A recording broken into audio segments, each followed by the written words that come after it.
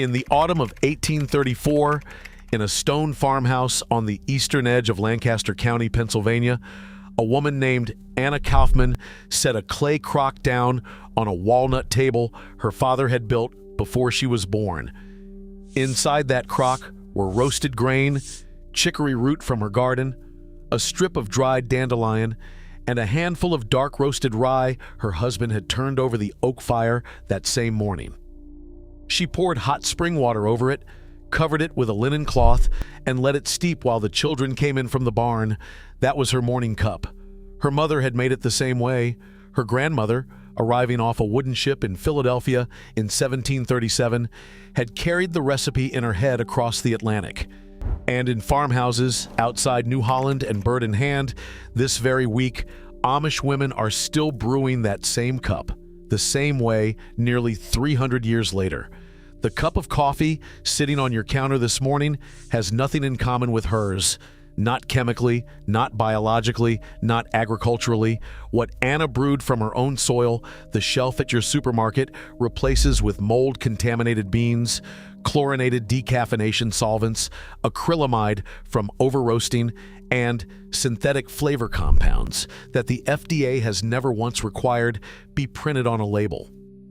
Today, using 2026 independent laboratory data, I'm going to show you why Amish families have never purchased store coffee and the 7 modern brands that laboratories quietly refuse to certify.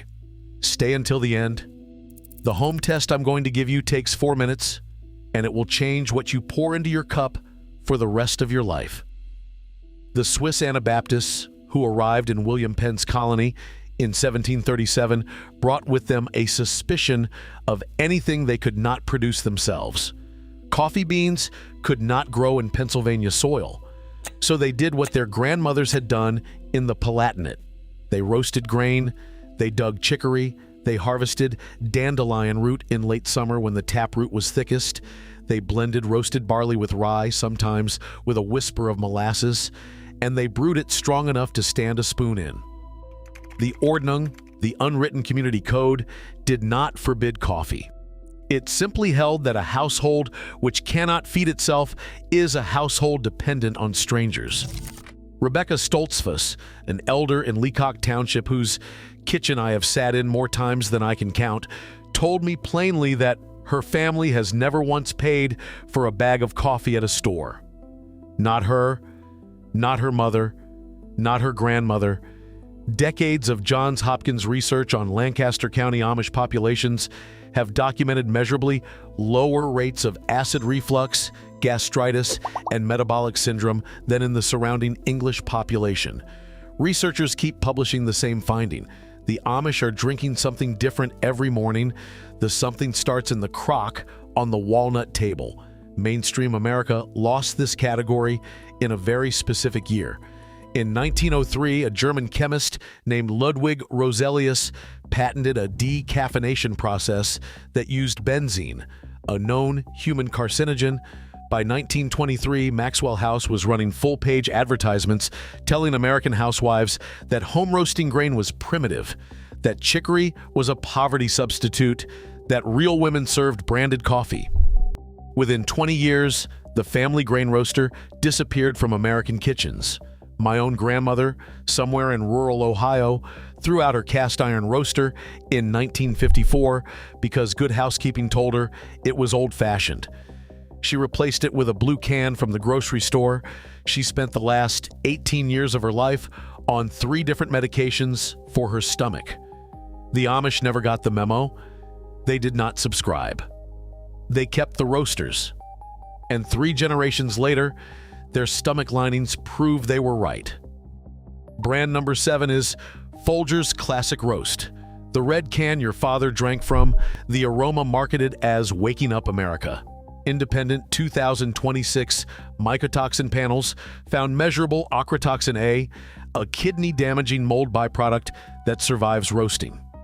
Anna Kaufman's roasted rye could not harbor ochratoxin. The bottom line? Decades of cheap commodity beans stored in humid warehouses, mold contamination, kidney stress, chronic low-grade inflammation. Brand number 6 is Maxwell House Original, The brand that told your grandmother chicory was poverty food. Laboratory testing in 2026 identified acrylamide levels elevated from industrial flash roasting, a compound California lists as a known carcinogen. The Amish roast slowly over wood heat. Slow heat does not produce acrylamide. The bottom line: rushed industrial roasting, neurotoxic byproducts, and cumulative exposure every single morning. Brand number 5 is Nescafé Classico, the world's most consumed instant coffee. Independent analysis in 2026 confirmed the spray drying process concentrates both acrylamide and furan, a volatile compound the National Toxicology Program classifies as reasonably anticipated to be a human carcinogen. Rebecca Stoltzfus has never tasted instant coffee. She would not recognize it as food. The bottom line: double-heated, chemically stripped, flavor reconstituted powder masquerading as a beverage. Brand number 4 is Dunkin' Original Blend Ground Coffee. Marketed as America's Cup. 2026 pesticide residue panels detected glyphosate, chlorpyrifos traces, and endosulfan breakdown products on unwashed commodity beans sourced from non-certified plantations. The Amish grow their own grain without synthetic chemistry. The bottom line: a morning dose of neurotoxic pesticides that the EPA's action levels were not designed to catch at chronic low-dose exposure. Brand number 3 is Starbucks Pike Place Ground Roast, the dark bag of premium positioning. 2026 roast level analysis flagged polycyclic aromatic hydrocarbons, combustion byproducts formed when beans are pushed past the second crack into charred territory.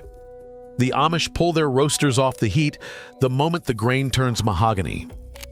The bottom line: charred industrial roasting produces the same chemistry as cigarette smoke, delivered in a paper cup. Brand number 2 is Cafe Bustelo Espresso Ground, a household staple across millions of American kitchens. Independent 2026 heavy metal screening identified cadmium and lead concentrations above what Consumer Reports considers acceptable for daily consumption, traced to volcanic soil sourcing without remediation.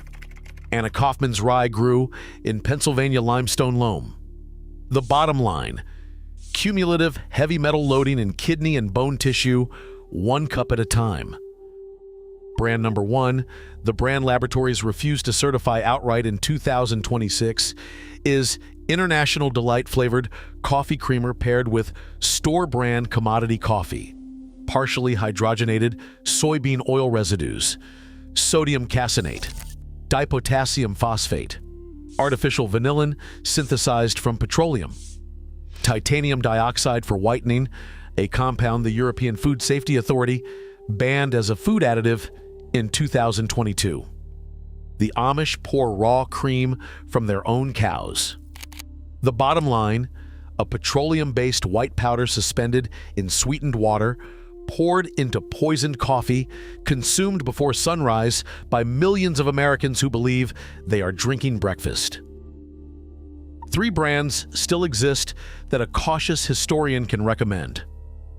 Mount Hagen Organic Instant, freeze-dried rather than spray-dried, tested clean for mycotoxins, and Acrylamide in 2026 panels.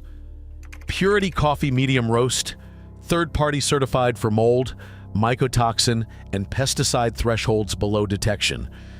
Ticino Herbal Coffee Alternative, built on the same roasted grain and chicory template the Amish have used for 3 centuries. Back in Leacock Township last Tuesday, Rebecca Stoltzfus pulled a seasoned crock down from the top shelf above her cast iron stove.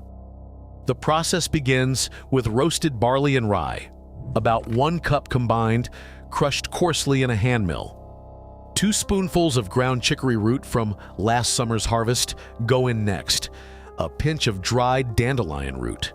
Hot water, never boiling, poured over the top. The crock sits covered for 12 minutes.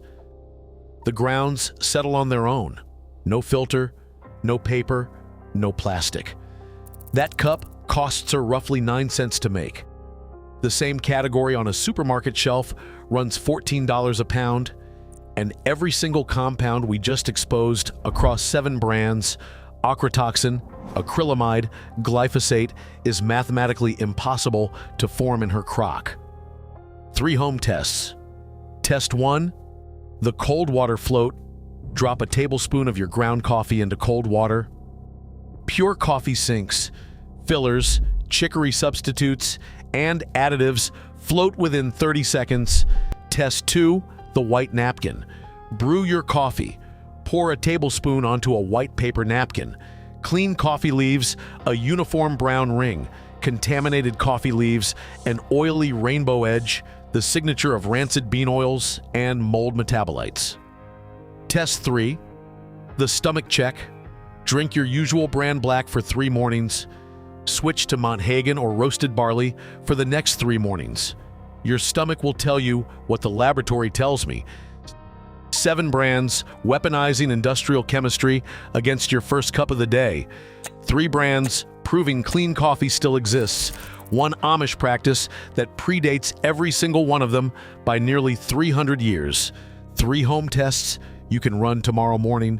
Your grandmother's grandmother roasted her own grain. Your great-grandmother forgot how. Your mother was told it was primitive. You were told it was safe. None of it was true. Every skill the food system convinced her she no longer needed is still here. In Lancaster County, in Holmes County, in crocks on walnut tables that have not changed in 300 years. You are not too late. Hit subscribe to keep recovering what the grocery store quietly took from us. Tell me in the comments, did your mother or grandmother roast her own coffee grain at home? What state was her kitchen in? What did the house smell like on a cold morning when the roaster came off the stove? I read every single one. Next week, breakfast cereal.